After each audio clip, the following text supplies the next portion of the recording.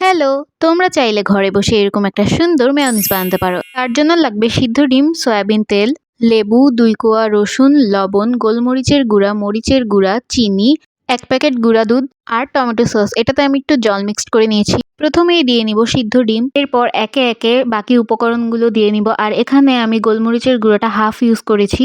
তোমরা চাইলে রসুনটা ১ কোয়াও দিতে পারো, কারণ রসুনের স্মেলটা একটু বেশিই আসে। এখানে আমি গুঁড়া দুধটাও হাফ ইউজ করছি। সয়াবিন তেলটা পুরোটা একবারে ঢেলে দিবে না, ব্লেন্ড করার মাঝে মাঝে একটু একটু করে দিবে, যাতে ভালো করে ব্লেন্ড করা যায়।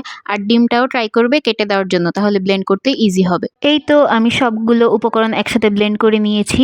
আর এখন দেখো কি সুন্দর একটা কালার এসেছে, আর এটার থিকনেসটা খুবই ভালো ছিল, অনেক স্মুথও ছিল। তাহলে আর দেরি কি, এখনই তৈরি করে ফেলো কম খরচে এরকম একটা ইয়ামি মেয়োনিজ। ভিডিওটা ভালো লাগলে অবশ্যই লাইক, কমেন্ট আর শেয়ার করে দিবে। Thanks for watching. টাটা।